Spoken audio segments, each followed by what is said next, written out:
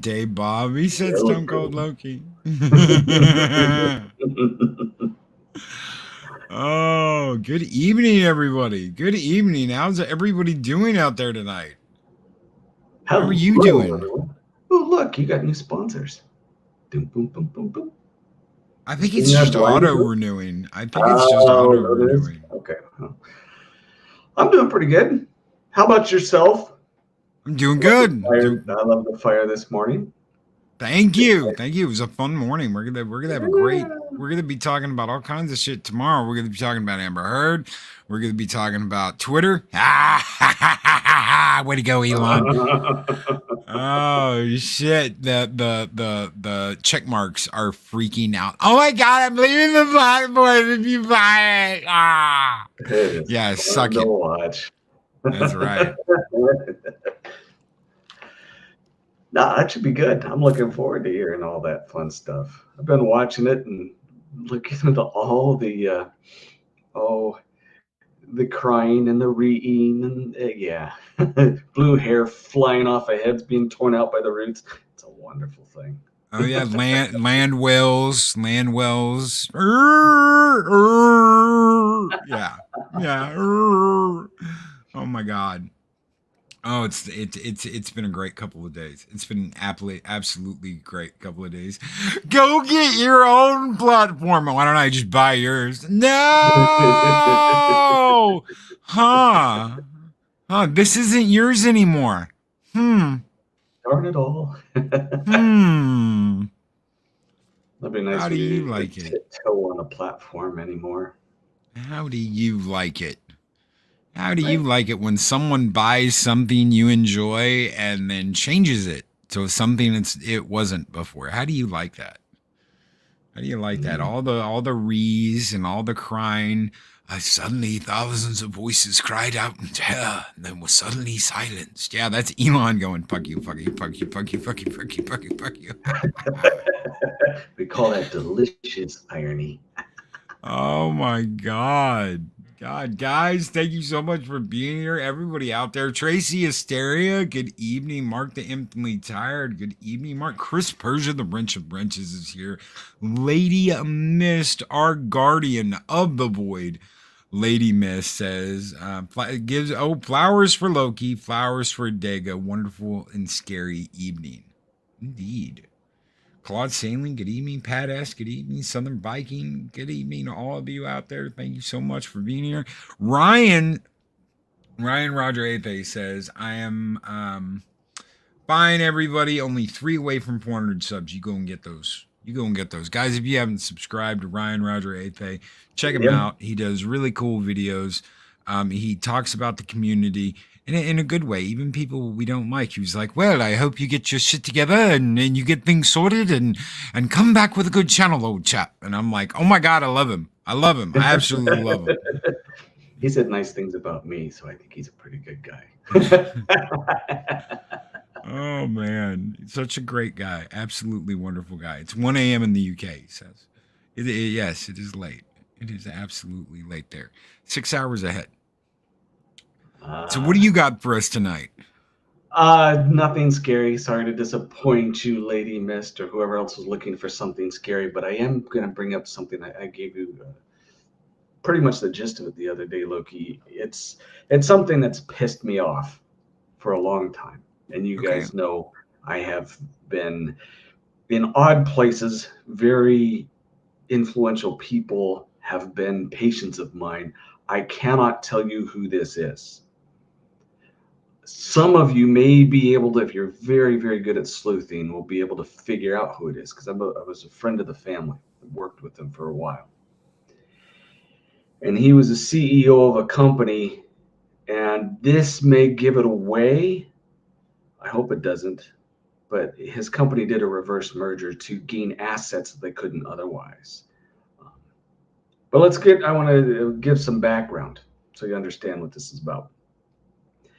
I was in high school. I'm one of the old farts who, and fortunately, our high school, my senior year, we had an open campus and I had 2 classes. So I just was in the parking lot hanging out. And the loudspeaker went off. And It was a message from Ronald Reagan saying the space shuttle had blown up. The Challenger had I remember that day. taken 7 lives. And we all watched the videos over and over again. The hypothesis came out that they actually survived and plummeted to their deaths. Because the capsule originally was designed to be able to separate the front end, but they wanted to save a buck. So it was sturdy enough, but didn't have the seal. And it was a terrible tragedy. And they spent all this time trying to figure out how this worked. Went down. They say some of the seals on the booster engines were loose and this and that and the other. But they were also having failing shield tiles on the bottom of the shuttle. So there was a combination of several things. And I think there's a special going on. This is what reminded me of it on some television show somewhere about the engineer saying they thought it shouldn't fly anymore. They needed to fix some things. Well, I'm going to give you some of the engineering background for those of you who don't know. When it came to the shuttle, those tiles were very specific. It was older technology, but they worked really well as long as they were fixed properly.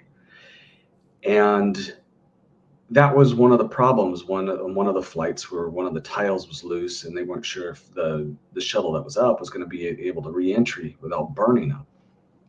The way they checked those is they had this little thumper machine that would go along the belly of the ship and tap each and every one of those individual tiles to see if there was anything loose or not up to standard. There's a problem with that. You start thumping on them, maybe you're taking away some of the adhesive that kept them in place. They couldn't tell. They didn't know. So, as you know, for a short time, which eventually became permanent because of very terrible politics, and I'll get into it, the shuttles were grounded, which in my opinion never should have happened. And I'm going to tell you why. Along comes several years later on another president, and I got this patient and his family. Got to know them pretty well. And again, I've told you guys before, when you got the doctor-patient confidentiality, you get to learn a lot of things from people who don't get to normally talk. You know, they can't talk to their therapist or other things, but they'll talk to a doctor because the doctors are supposed to keep things secret. You have all of these things that they sign and stuff. I guess some therapists are that way as well. But this guy liked to talk, and he knew I had a scientific mind, and so we talked a lot. He started bringing in some of the stuff that his office worked on. I would see these diagrams and actual images from electron microscopes of these little tiny machines. Think of, like you see spokes on a tire, take away most of the spokes, make the thing down to about 4 or 5 spokes. And it is designed to spin on individual photons. That's how small of a machine they made. And here's probably for you sleuths, but I know there's several companies that worked on it, but they also designed ways to, when you would have fiber optics, you would think, the light is going to dim over a certain amount of time, a certain amount of distance. It just fades because of the resistance of the material it's running through. Well, they made relays where it would reignite the signal to where it would stay bright and still travel near the speed of light throughout the whole distance. It's one of the things that they've made. So they're making these tiny micro machines. And like Mark said, there's nanotechnology. They didn't necessarily work on the bots, but it was more on ways of conducting information from one point to another. Some of it would be really cool in certain types of computing. It's fantastic stuff. But they did work in a lot of different wavelengths and light forms. Those of you who've read my book will notice a term that just about nobody has ever heard of, but the reason why I put it in is because there is a scientific basis for it. It's called terahertz. Now, a terahertz, it's not like scalar. Scalar is a real thing too, where it travels faster than the speed of light and you can actually carry information from it. And they're working on it now to where you can have instantaneous communication throughout the universe. And it's just amazing. Anyway, but terahertz is kind of similar. And he started telling me a little bit about this stuff that he did. The terahertz. They had originally designed this to work with the shuttles. What it would do is you would have a device, think of just like an image projector, and it would scan the belly of the ship and be able to see a set of thump, whether or not there was a connection there. It could tell if there was any gaps or any adhesive problems. The terahertz could actually figure this out. You would be able to see on a monitor and know without ever touching the ship, without ever causing any damage to it, the structural integrity. Brilliant, brilliant. And they were getting it ready to go into production. Then we got a president who said, no, we're going to ground NASA and we're going to turn it into an Arab appreciation company. Sorry for any Arabics out there, but that's what they did. No insult intended, but that's what happened. At least it did for a short time. Well, there was other added benefits to this stuff. And one of which, and this started with Bush, with the whole terrorist thing, and one of these days we should probably talk about that, all the conspiracies around it. But they were trying to, at least what they said was trying to protect the airlines from having any bombers come on board, which we know there was a few that tried, like the underwear bomber who got his butt kicked, and some other things that had happened after 9/11, where they upped the security. And the way they upped the security, which is the same thing, they hired all this TSA, they brought in these scanners, which actually do cause radiation, regardless of what they tell you. I'm a doctor. They do hurt you in the long run. Long-term flight people will have side effects, which they will deny to this day, and yet it still does. And the pat downs. Even my special needs son in a wheelchair, who obviously is no threat to anyone, gets his groin poked. Wow. That made a lot of money for certain people that owned stock in those X-ray units and were part of the beginnings of the TSA. My patient had terahertz technology. They already had the working devices. If you've ever seen a cop along the freeway where they have those speed guns, the radars, think of the same device when you walk into an airport. You would never see it because a similar device could be used by hand, bounce off of mirrors, and scan people without showing any image of the body, but have it detect chemicals, have it detect weapons, and it's 100% accurate, zero invasive, and you would never see security because they could be anywhere. And they're not looking in your baggage with their physical eyes. They're not groping anybody. Everything would have went without a hitch if they just use these little devices. But politics got in the way.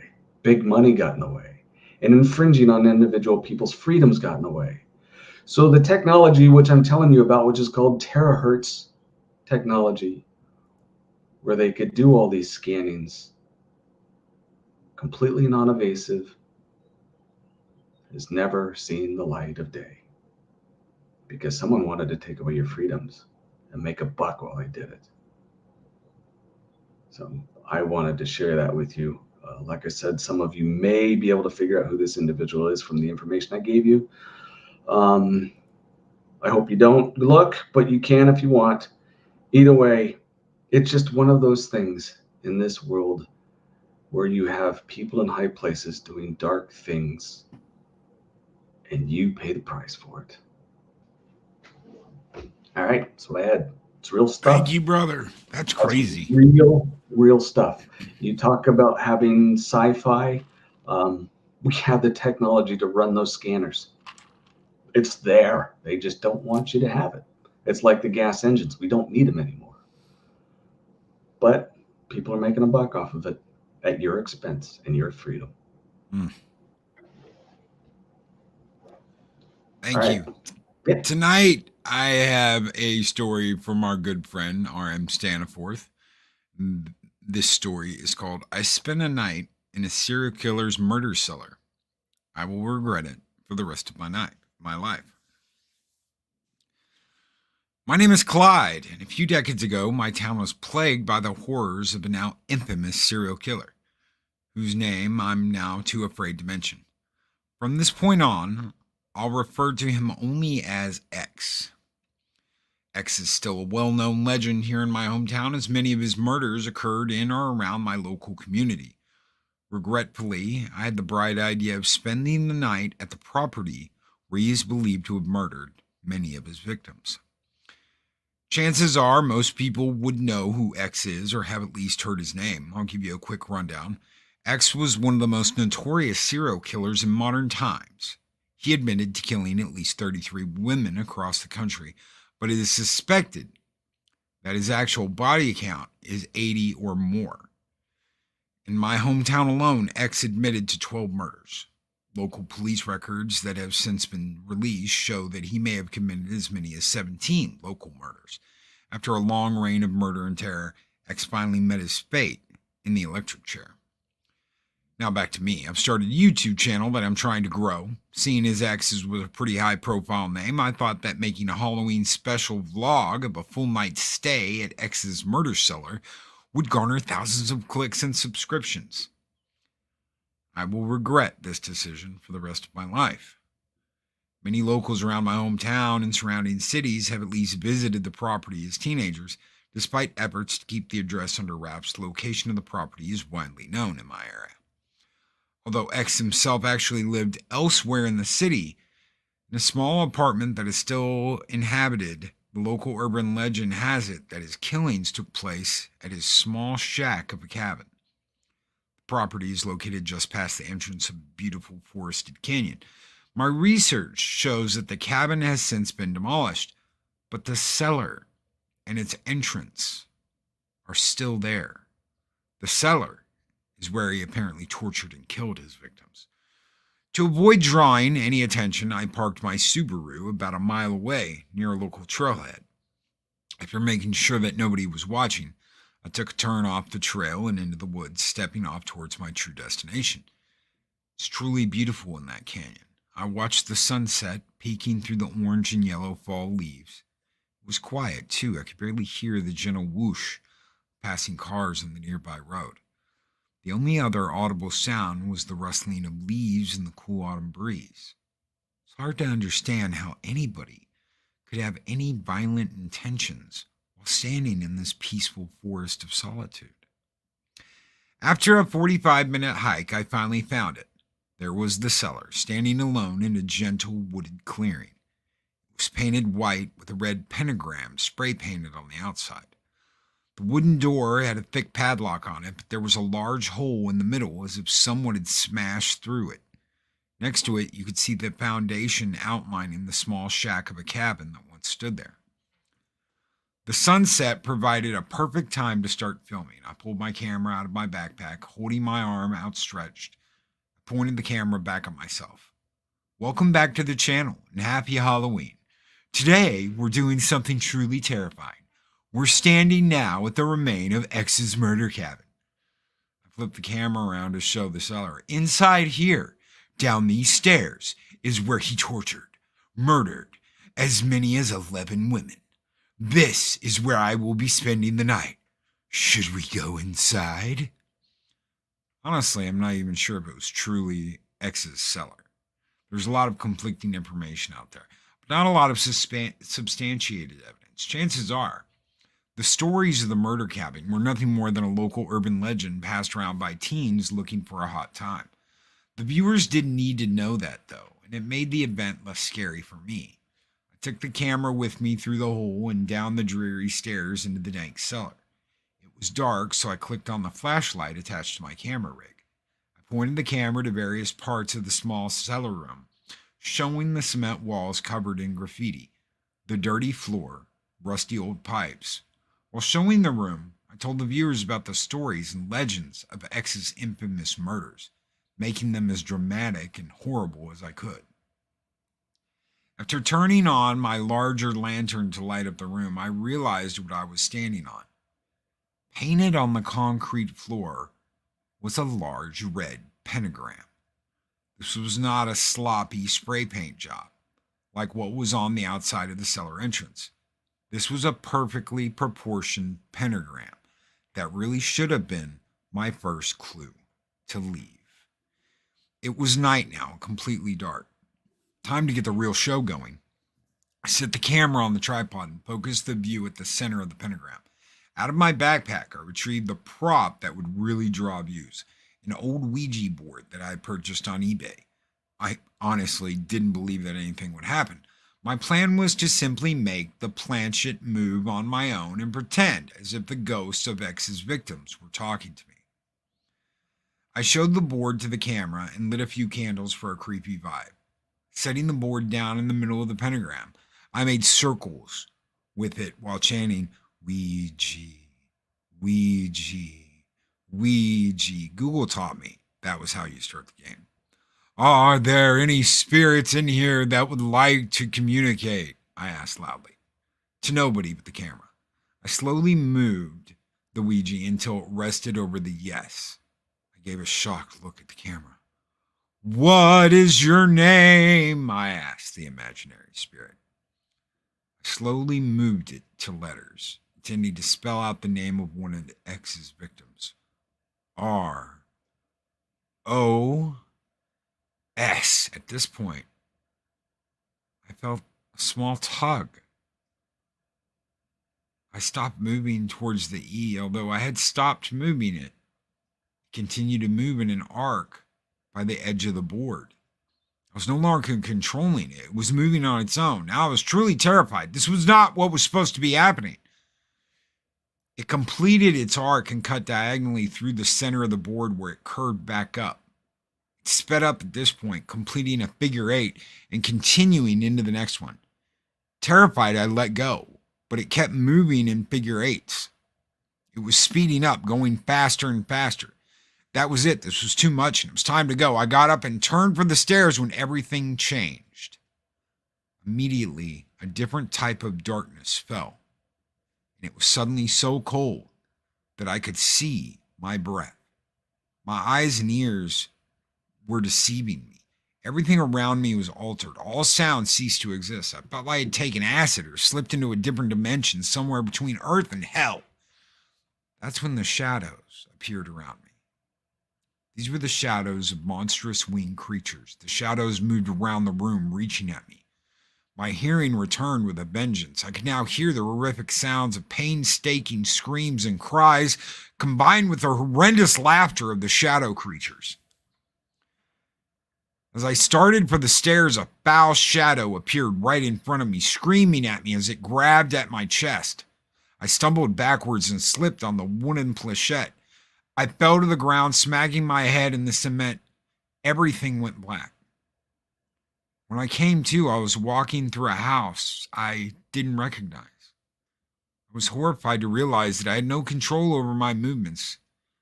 As I was reaching for the doorknob, I saw that my hands weren't my hands at all. It was as if I was a living, vivid dream, getting the first-person view of someone else's life.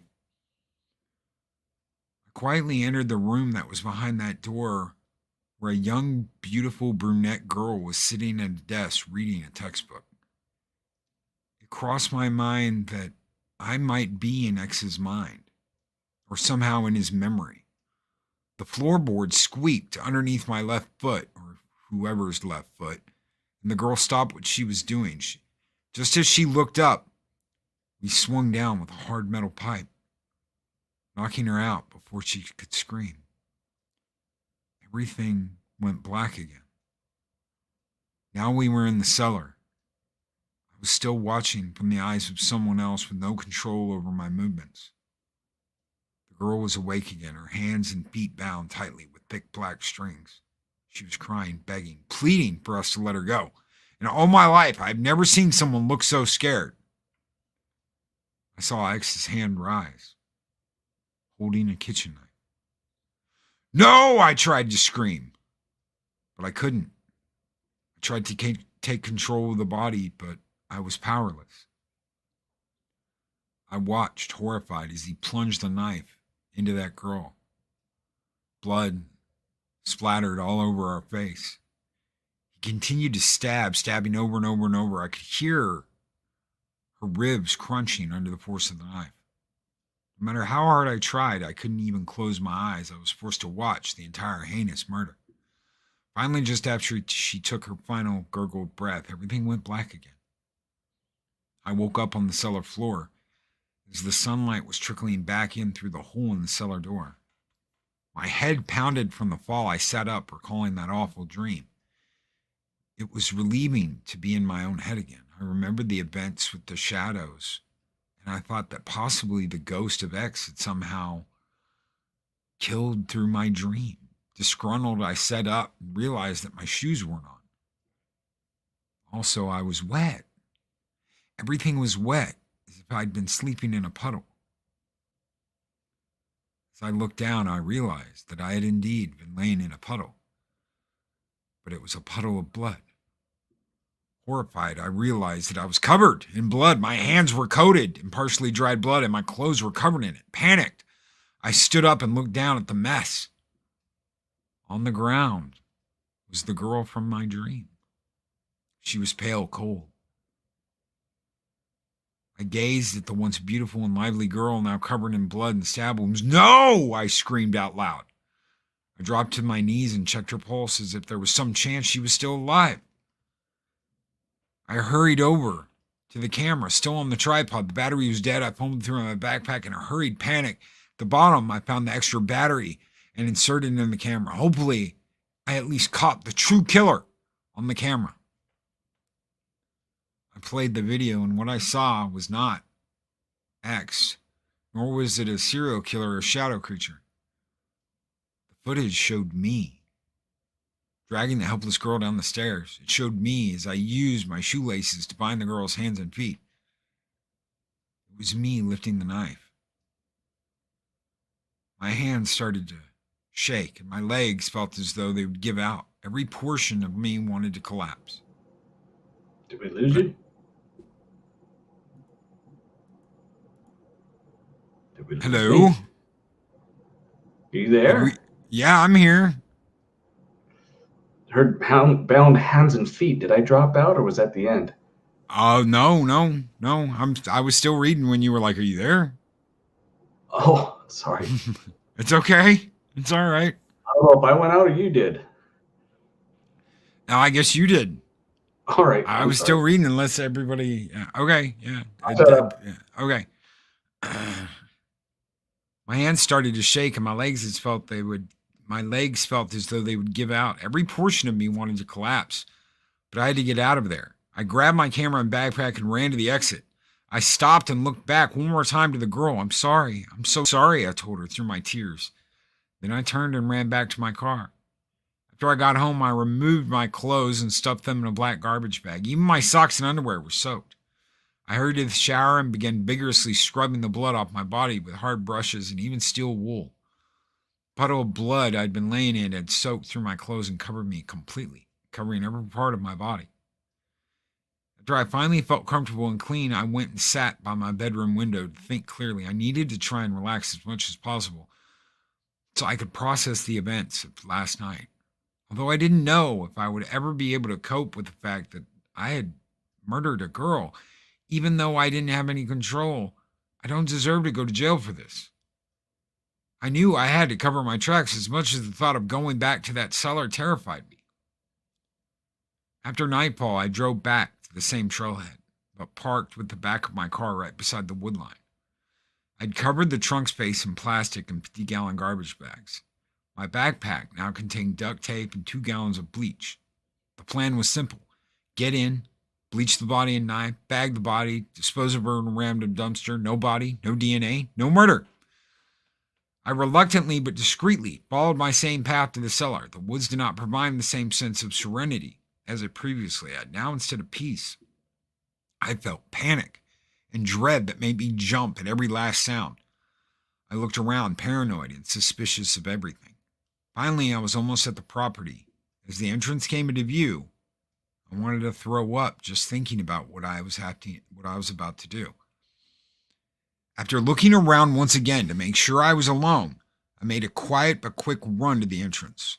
Just as I was ready to make my entrance, I realized the hole in the wooden floor wasn't there anymore. In fact, the door wasn't even wood. It was solid metal. I clawed around looking for a way to open the door, but there was no handle or lock. In fact, the metal door was welded shut on all four sides. I took a step back and realized that the cellar looked completely different than it had yesterday. Last night it had been white. Today it was gray. Even the graffiti was different. Instead of the red pentagram, there was a colorful skateboarding panda painted there. I looked around, initially thinking I was in the wrong place, but everything was exactly the same. I was standing in the same clearing, by the same foundation outline. I was in the same place. I walked around to the back side of the cellar entrance where I received my second mortifying shock of the night. There was the Ouija board, my Ouija board that I had used last night, leaning neatly against the exterior wall of the cellar, as if the board knew I would come back for it. Beside the board sat the planchette. I picked up the board to realize that there was even still blood on it. The blood wasn't even completely dry. Out of the corner of my eye, I saw light, snapping my attention back to the moment. I could see someone walking my way with a flashlight in hand. "Hey, this is private property! Get the hell out of here before I call the cops!" The man yelled. I didn't need to be told twice. I tucked the Ouija board under my arm and ran as fast as I could back to the car, getting whipped in the face by branches in the dark. After making it home and trying to think as rationally as possible about my current emotional state, I've done my research, and that infamous cellar was actually welded shut years ago. So what in the hell happened to me? I've reviewed the footage, which clearly shows me murdering the girl. The footage even showed the correct outside surroundings woods. I've even compared it to the existing pictures of the property. It's the same. But how the hell was there a different door last night? The worst part is that the local news is now broken of a missing girl who appears to have been abducted. I've seen the pictures, and I know that it's the girl that X murdered, or apparently that I murdered. Here in my bedroom sits all of my evidence: a bag of bloody clothes, a bloody Ouija board, and most importantly, a memory card containing the footage of me murdering the girl. Everything I need to know that it really happened, everything a jury would need to give me the death sentence. I know that. Although it was my physical self that committed the murder, I didn't do it. I had no control. It was as if the evil spirit of X himself had possessed my body, and I was forced to view the crime from a first-person perspective.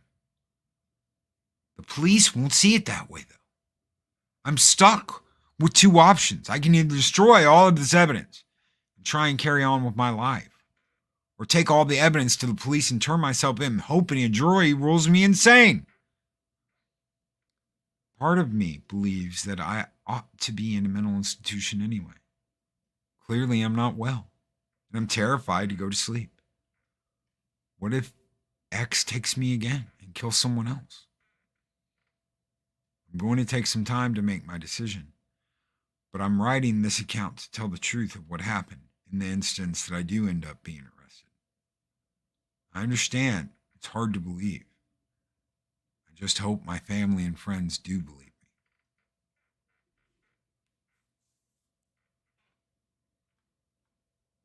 That's it. I was making sure I didn't phase out again. Oh, that was a good story. That's the Ouija board possession story. I like it. Don't monkey with those things. I talked about that before. Oh yeah, no, screw all that. There ain't no summoning. No, guys, do not summon spirits, demons, yada yada yada. Don't do none of that because yeah, you're just asking for shit. Lady Miss says my neighbor told me a while ago she woke up one night and saw a scary dark shadow hovering over her, guest sleeping on her front room couch. When it noticed her, it went across the room and through her front door. She told me she watched it go across her front yard and into my house. I just told her thank you. Thanks for scaring me. Appreciate it, neighbor. Thank you so much. That's so nice. Thanks for sending it to my house. Oh, guys, thank you so very much for being here and hanging out with me and Adega tonight. You guys are absolutely positively wonderful. Psychodorf 9, Pat S, Darth Akima, welcome Darth Akima, Tracy Hysteria, Lady Mist, the Guardian of the Void, Catman, Dee Myers, what is up, brother? Guys, Dave, Bob, Mark the Infinitely Tired, Ryan Roger, Shadow People. Shadow People. Robert Pearson, dude, I hope you're still here. I hope you haven't left already. I didn't see you earlier. Good evening, my friend. How are you doing? Guys, thank you so much. Thank you so much for hanging out with us. DJ Ronnie G, good evening. Thank you so much for hanging out with me and Adega tonight. You guys are the absolute best. You're the reason why we keep doing this crazy ass show at 7 o'clock on Thursdays. Although some people will probably say, Loki, that's not your crazy show. Your crazy show's at 8 a.m. shit. I imagine. If it's Loki, it's crazy. Loki did it. Loki did it. It's all Loki's fault. All right, guys, we're out of here. Take care. Be excellent to each other. Always speak friend to enter. And we'll be back next week. Take care, everybody. See ya. These videos are tremendous. Like, comment, and subscribe, and hammer that notification bell. Go, Elon Musk. Go.